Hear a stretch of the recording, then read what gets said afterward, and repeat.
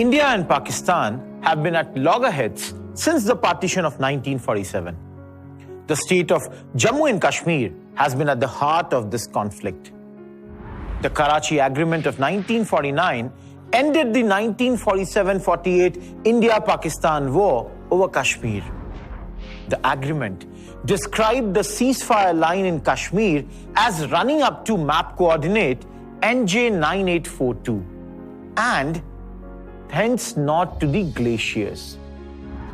The historic war of 1971, which caused the disintegration of East Pakistan from Pakistan and led to the formation of modern-day Bangladesh, was followed by the historic Shimla Agreement of 1972 between the two enemy nations. Indian Prime Minister Indira Gandhi and Pakistani President Zulfikar Ali Bhutto signed the Shimla Agreement on 2nd July 1972.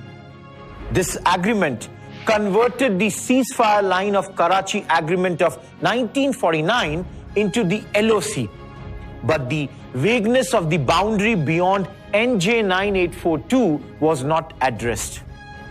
The agreement was an attempt to promote good neighborly relations between the two nations and to renounce the conflicts which had led to the tensions in the past and to work towards peace, friendship, and cooperation.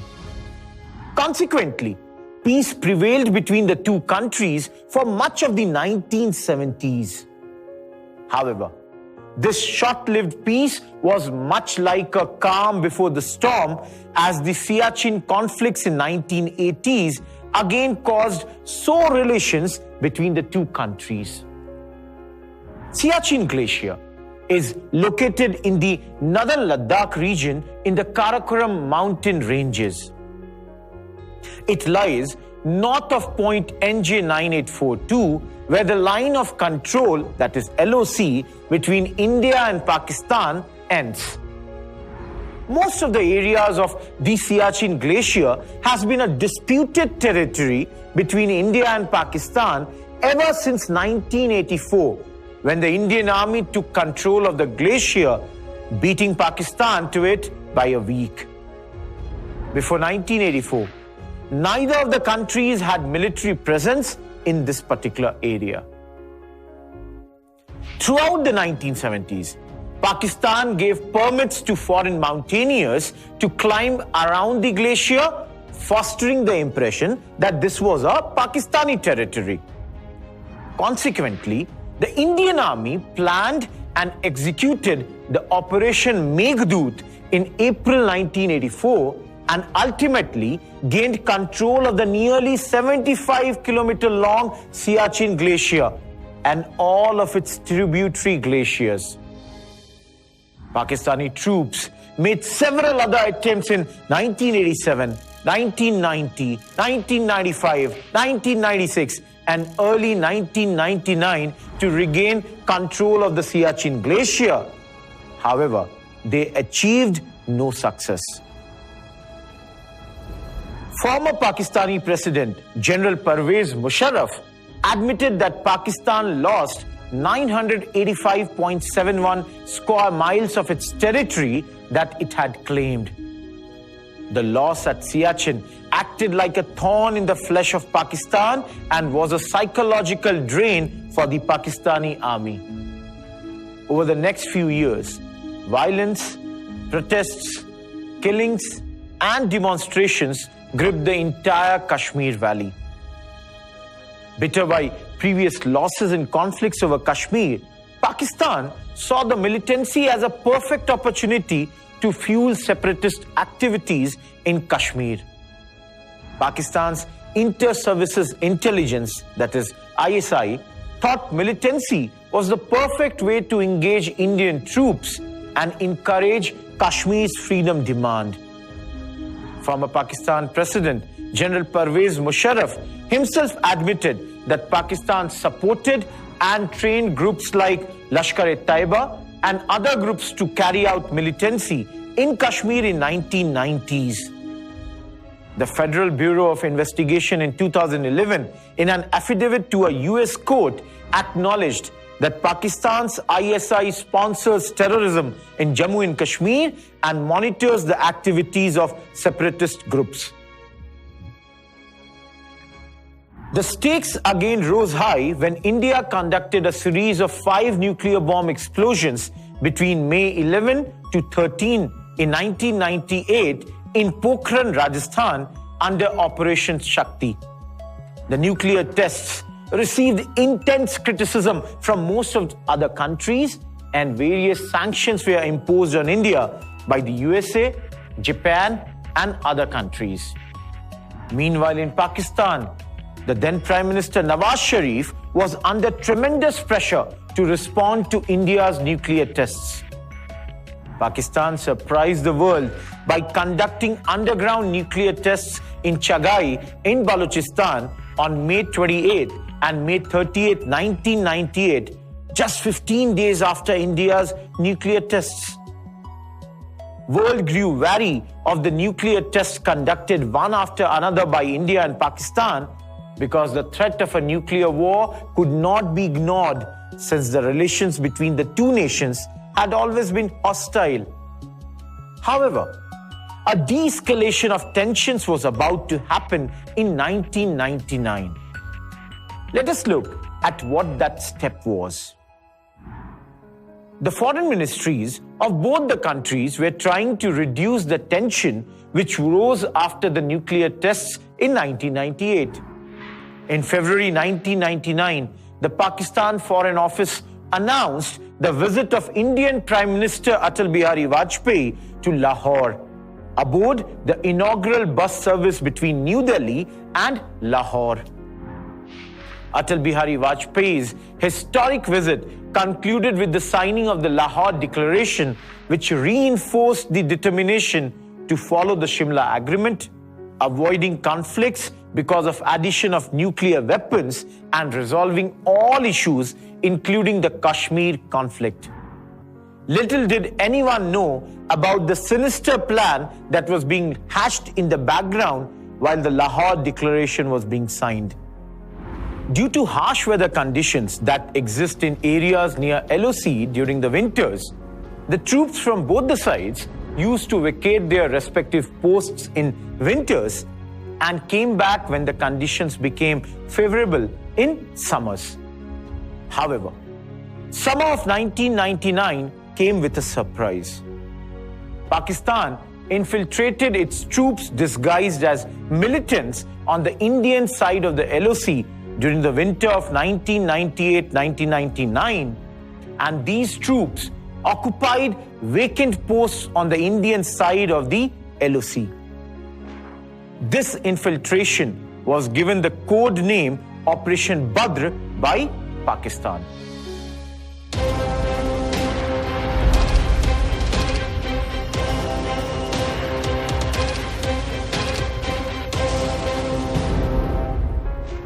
Kargil is a town located in the west of Ladakh Union Territory and was a part of the Jammu and Kashmir state until 31st October 2019.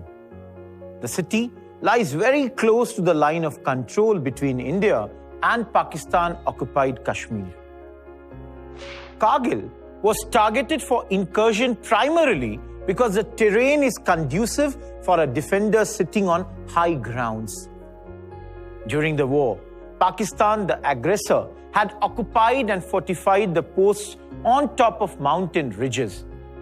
It became impossible for the Indian defenders to dislodge them from the top.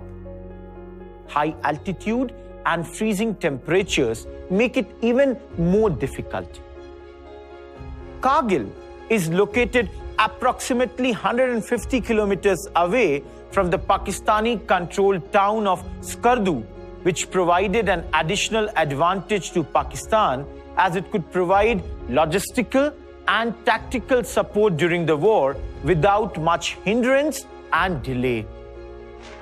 The National Highway 1 is a strategic route connecting Srinagar to Leh in Ladakh. Kargil lies on this route. The road is one of the only two major roads for connectivity to Leh and then to the strategically important Siachen Glacier. Pakistani troops were in an advantageous position since they were on heights and had a clear view overlooking the NH1 and could watch the movement of the Indian troops and inflict heavy casualties at will. This made the National Highway 1 of prime importance in the war. It was widely believed that peace would prevail between the two countries after the historic Lahore Declaration of 1999. But Kargil infiltration was planned by senior military officers of Pakistan under the then supervision of Army Chief General Pervez Musharraf in a bid to avenge the humiliating defeats in Siachen Glacier in the 1980s. We have previously discussed the importance of National Highway 1. Pakistan's aim was to occupy the vacant Indian posts at dominating heights and directly target the National Highway 1, as targeting it would have isolated Ladakh from the rest of the India. Occupation of dominating heights had an added advantage, as Pakistani troops could target NH1 and could disrupt the movement of reserve Indian troops and defense supplies during the war. The intrusions provided Pakistan the control over important strategic locations across the LOC, and they had an upper hand to force negotiations. The primary focus was to force India to withdraw from the Siachen Glacier and negotiate a settlement on the Kashmir conflict. Let us now look at the series of events that unfolded during the course of the Kargil War.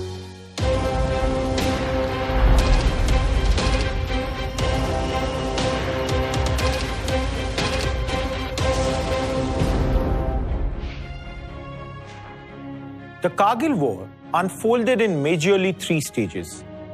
First was infiltration by Pakistan. Second was detection of infiltration by India and subsequent response. And last step was major battles between the forces and withdrawal of the Pakistani troops. Let us have a detailed look at how these phases unfolded. The infiltration started around April 1999, when Pakistani regular army personnel of the Northern Light Infantry, supported by special forces, artillery, engineers, and other troops disguised as militants, infiltrated into the Indian side of the LOC and occupied dominating heights between the LOC and the National Highway at several locations.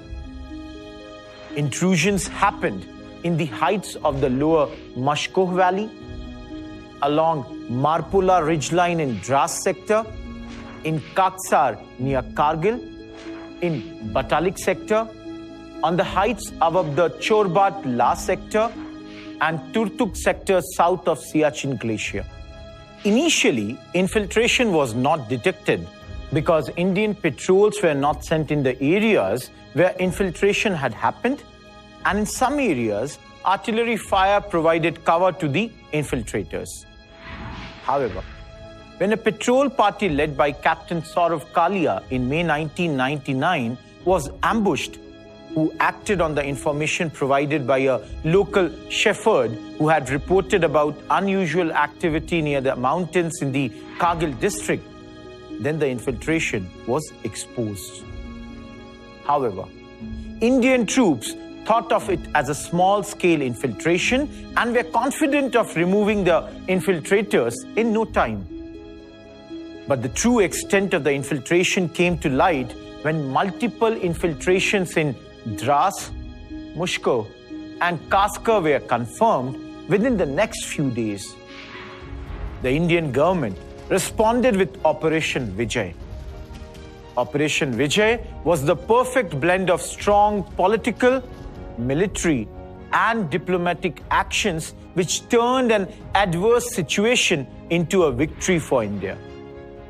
The military strategy for troop deployment was devised by the chiefs of staff. The build-up was done not only in the Kargil sectors, but also throughout the western frontier and the coastline. In the initial phases of the war, only one brigade was available for deployment in Kargil. As the gravity of the situation started becoming clear, an infantry brigade from the Leh sector and a mountain division, along with the reserve brigade of 15 corps, were rushed in to tackle the intruders. By the time the attacks on Tololing Heights were launched, there were 5 to 6 infantry brigades in the Kargil sector, consisting of a total of 16 to 18 infantry battalions. The infantry brigades were in turn under the 2 divisional headquarters of 15 corps. The Indian Army's first priority was to recapture peaks in Dras that were in the immediate vicinity of the NH1. This led to the attack on the Tololing complex and Tiger Hill by the Indian troops. Tololing Peak was an important peak as it directly overlooked the NH. First attempt at capturing Tololing was carried out by 18 grenadiers but was unsuccessful. Even 1 Naga regiment and 15 Garhwal failed to recapture the peak. Eventually, it was recaptured by 2 Rajputana rifles on 13th June 1999. The 2nd Rajputana rifles also successfully managed to recapture point 4590 on 14th June after stiff resistance, as it was the battle which resulted in the highest number of casualties suffered by the Indian Army in a single conflict during the war.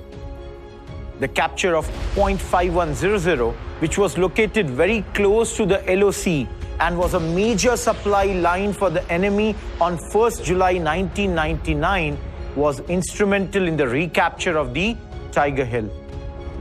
Tiger Hill was eventually recaptured after combined attack by Sikh, Naga and Grenadiers regiments from 3 sides, engaging in a fierce battle for over 12 hours on the night of 3rd and 4th July 1999. The Batalik Turtuk sector was of prime importance because it provided access to the Siachen Glacier. The eastern part of Batalik sector consists of Turtuk, point 5287, and Chorbatla mountain pass, the ridge of which was captured by the Ladakh scouts and preempted the Pakistani forces from occupying the area. This was the first Indian victory in this sector, and India inflicted heavy casualties on the Pakistani troops. Point 5287, which also falls in the eastern part of the Batalik sector, was recaptured by the Ladakh scouts. Turtuk was one of the most important peaks, and it was recaptured by 11 Rajputana rifles on June 16, 1999. The terrain in Kargil lies above 8,000 feet altitude. Artillery power at this altitude restricts war capability of an army. However, Bofor's guns proved to be of great importance as it inflicted heavy casualties on Pakistan. Bofors had a range of 35 kilometers in the high altitude terrain, and it could target enemy posts even at angles of 90 degrees.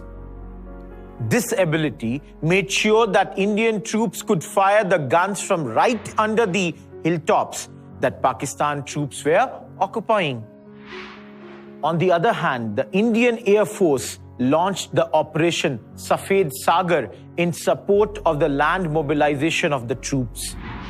The Indian government on 25th May ordered the use of the Indian Air Force to mount attacks on the infiltrators with a condition that the fighter jets and attack helicopters will not cross LOC under any circumstances.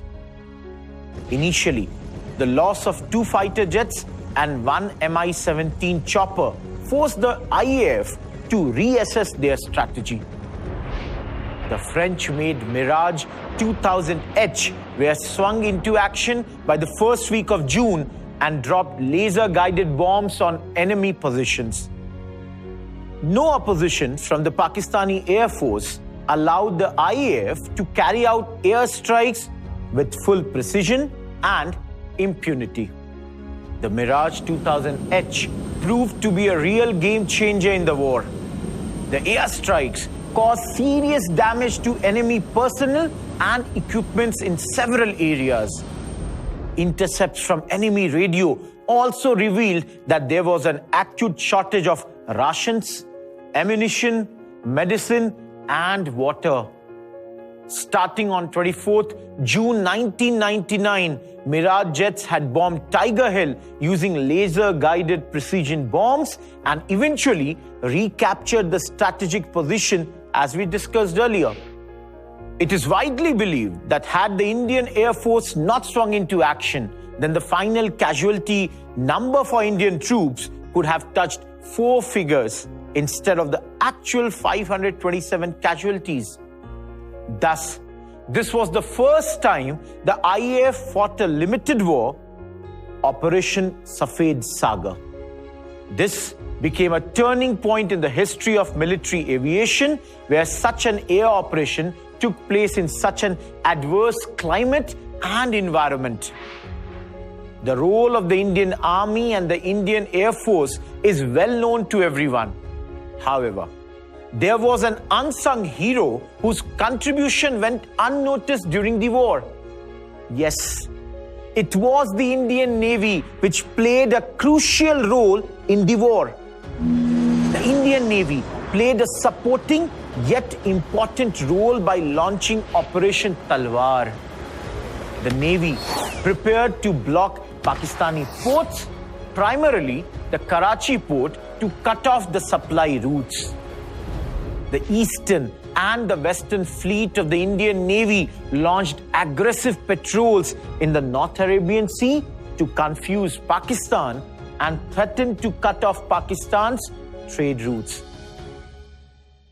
Since Pakistan's trade, primarily that of oil, is based on sea, this move by the Indian Navy posed a threat to Pakistan's economic survival. Later, the Pakistani Prime Minister Nawaz Sharif revealed that Pakistan was left with oil reserves for only 6 days had a full-scale war happened in Kargil.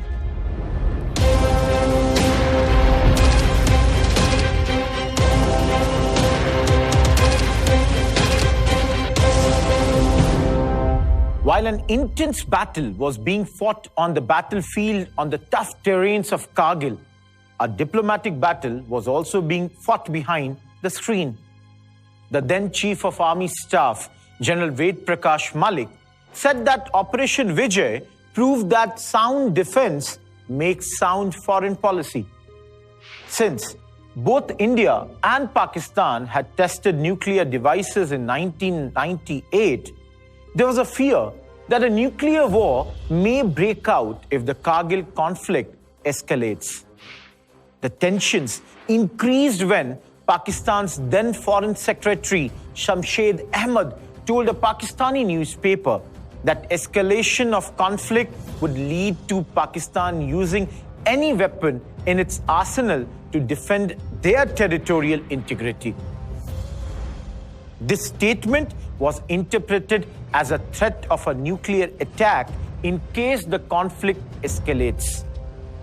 The stakes rose higher when the US intelligence received reports that Pakistani nuclear warheads were moved towards the border.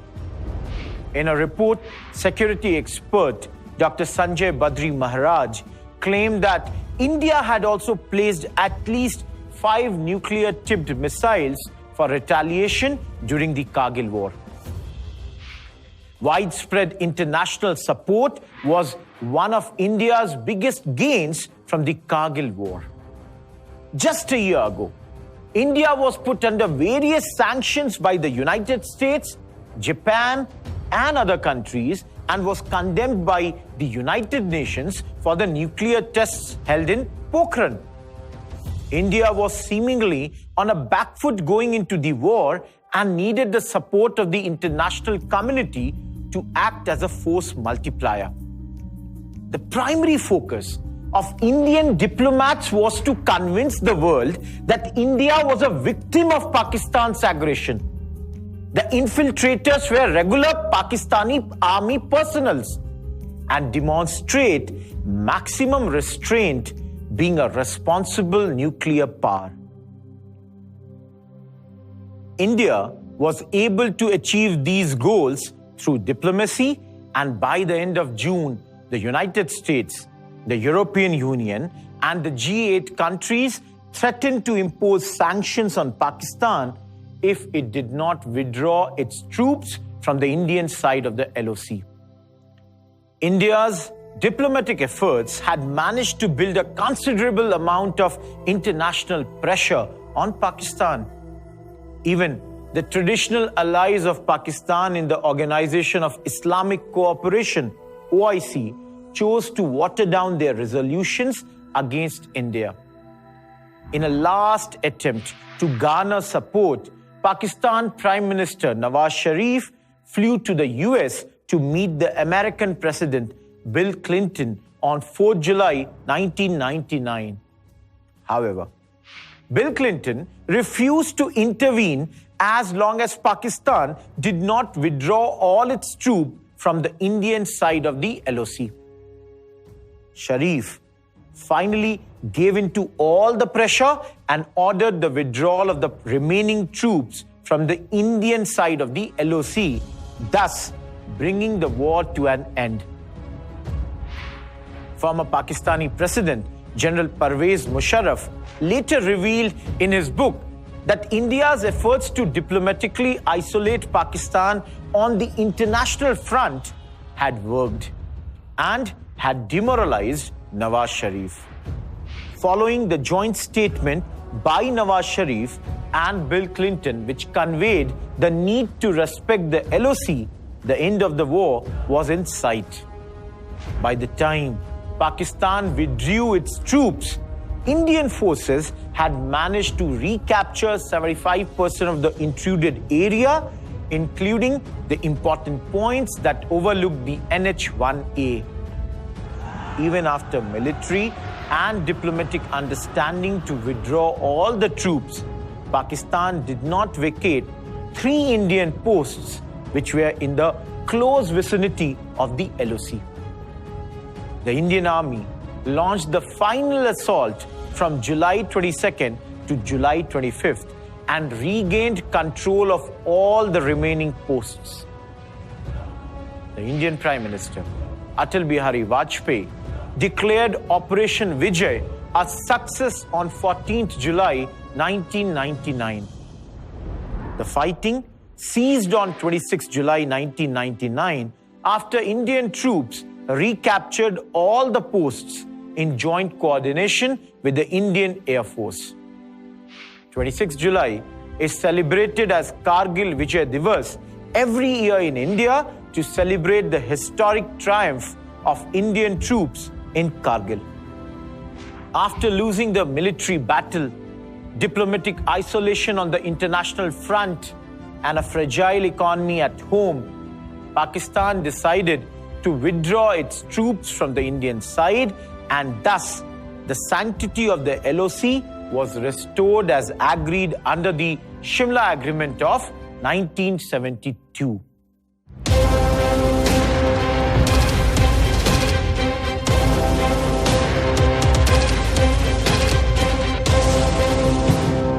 The media is described as the citizens' window to the world, and their role becomes more important during a situation of crisis. Let us look at how the media played a crucial role in the Kargil War. Kargil happened at a time when electronic journalism was on a rise in India. For the first time, journalists and war footage from the front line kept flashing on the TV screens. Thus, Kargil became the first war to be televised in the entire South Asia region. The media coverage helped in creating awareness of the challenges and hardships faced by the Indian Army. The TV coverage managed to put forward a human face to the tragedies of war. The pictures of wounded soldiers, body bags, coffins, and bereaved families of martyrs managed to evoke a sense of solidarity and patriotism all across the nation. The media acted as a morale booster for the Indian Army and acted as a force multiplier for them.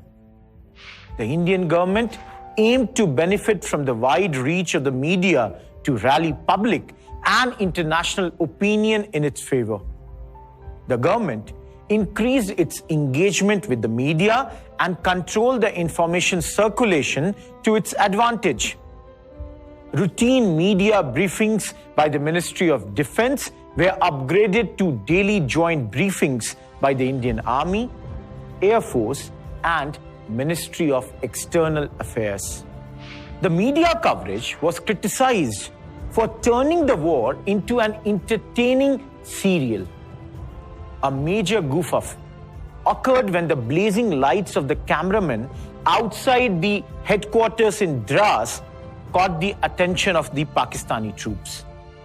It led to heavy shelling, which led to the loss of lives of 4 soldiers and injury to a media person. The army was left baffled when a news channel announced the date and time of the assault on Tiger Hill, 3 days before it was to actually happen.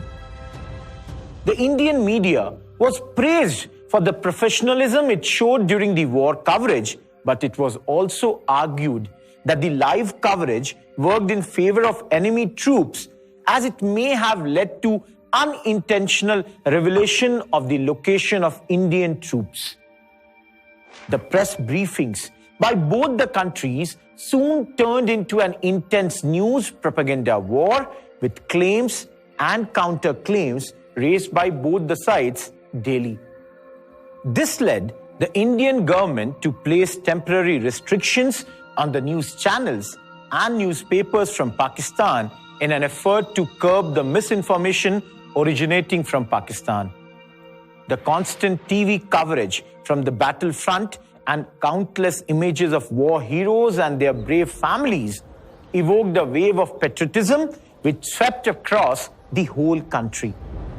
From convicts to teenagers, everyone wanted to play a role in the war. Convicts of jails from Maharashtra to Bihar wanted to join the army and fight at the battlefront. Young school children and celebrities came forward to collect donations for the soldiers' welfare funds, and consequently, the donations to these funds increased exponentially. The blood donations to the Indian Red Cross Society in New Delhi tripled during the war. Everyone wanted to play a part, no matter how big or small it was. The jubilant mood in the country after the decisive victory in the Kargil War was soon going to reflect in the results of the 13th general elections held a few months after the Kargil War. The decisive victory in Kargil under the Prime Minister Atal Bihari Vajpayee was soon rewarded with a huge vote of confidence in the Lok Sabha elections of 1999. The incumbent NDA came to power after winning a majority on its own. This victory was a vote of confidence in Atal Bihari Vajpayee's leadership during the Kargil conflict.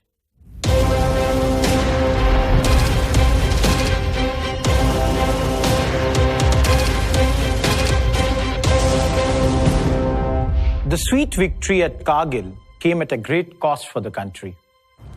According to the official records, 527 Indian troops laid down their life while fighting in Kargil, and approximately 1,363 troops were wounded. War heroes like Captain Vikram Batra and Captain Manoj Kumar Pandey became household names all across the country. A host of gallantry awards, including 4 Paramveer Chakras and 11 Mahavir Chakras, were given for exceptional courage, and valor during the battle. Captain Vikram Batra, Lieutenant Manoj Kumar Pandey, Grenadier Yogendra Singh Yadav, and Rifleman Sanjay Kumar were awarded with Paramveer Chakras.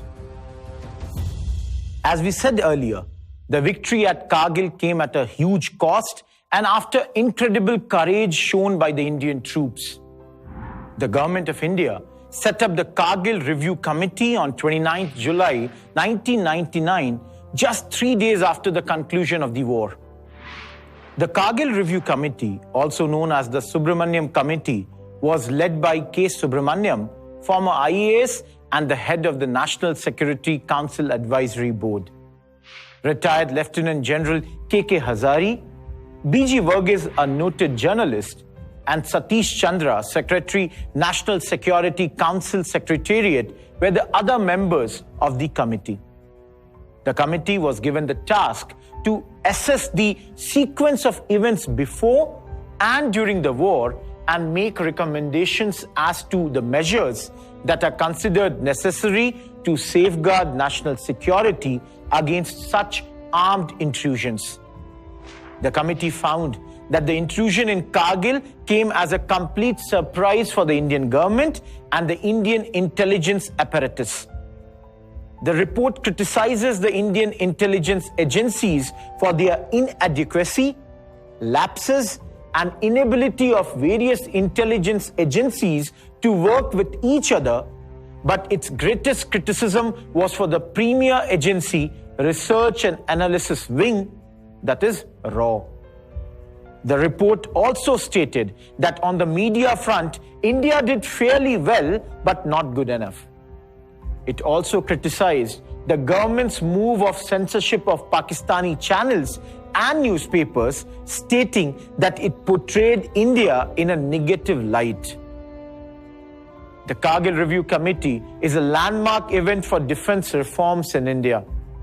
It observed that the national security has seen very little change in the last 52 years and recommended thorough review of the national security system.